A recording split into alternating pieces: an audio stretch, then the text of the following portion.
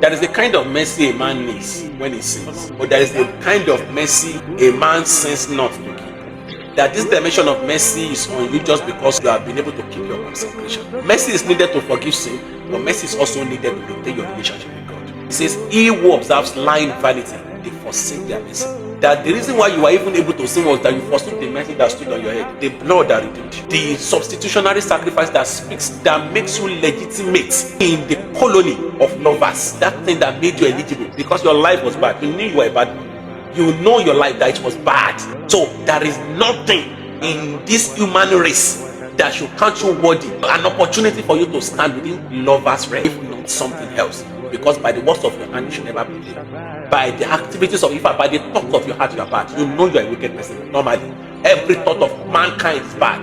You are taught many times to, so that evil can befall your neighbor, so that in fact when you are even anointed it is worse. That when somebody offends you, you are hoping the person perishes or something wrong happens to the person, that you can say the anointing worked. There is wickedness in your hand. What gives you right to stand before God every time? What gives you right to stand before God is also the message of God, that you will never be able to stand without mercy. Every time you went out and came in safely, something worked, something moved, something was responsible. I wish you knew the many spiritual graces that worked for you, the many spiritual anointings that were working for you, the many presence of God that insisted on you. A little thing kills anybody in this country. A little thing kills anybody now.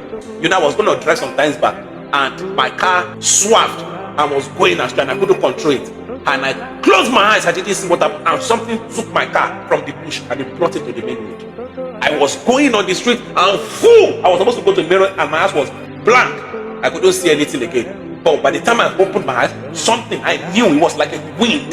The mercies of God was too much, a strategy why you should not just die young. I was not that strong prayerful.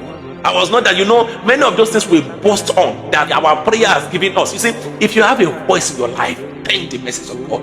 If God gives you a platform for expression, thank the message of God. If you have an husband that is still alive, ill and healthy, thank the message of God. If you find your wife early, thank the message of God. If you can give back to a child, thank the message of God. If you can nurse your children to school, thank the message of God. If you have a mother that is still alive, thank the message of God. If you have a father ill and healthy, thank the message of God. If you have a purpose you are hoping to even fulfill at all, if you have not realized it, but you are hoping one day you will have a destiny card. If